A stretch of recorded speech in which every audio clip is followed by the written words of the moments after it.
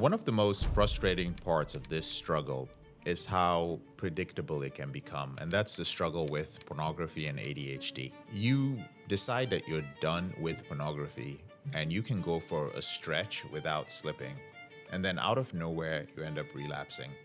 And it feels like starting over every single time, right? But when you look at it through the lens of something like ADHD and what we call hypersexuality, your patterns begin to make sense. See, ADHD affects what we call executive function, your brain's ability to plan, to regulate impulses rather, and to follow through on long-term goals. This is from your prefrontal cortex. That makes consistency harder, especially when you're dealing with behaviors that provide immediate reward. At the same time, when you keep repeating yourself to high stimuli sexual content like pornography, it trains your brain to expect dopamine spikes on demand. So it spoils your brain basically.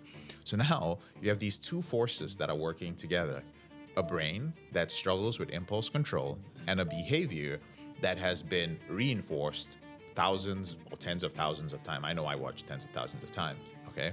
And that combination makes relapse not just possible, but almost inevitable, right? If nothing changes underneath that. Well, let's also talk about the emotional trigger component, right? Many men notice that their urges actually spike during very specific states: boredom, loneliness, stress, and even after you achieve something meaningful, right? You win at something, you come back and you're like, I deserve porn, right? And that's because your brain has linked all these emotional states with a very specific response. And it's not random, it's actually learned behavior. And learned behavior, of course, can be unlearned, but only if you address it directly. So most people try to quit by avoiding triggers or by distracting themselves, and that might work temporarily, but it doesn't break the association. Eventually, the urge comes back even stronger. And Porn Reboot focuses on rewiring that association entirely.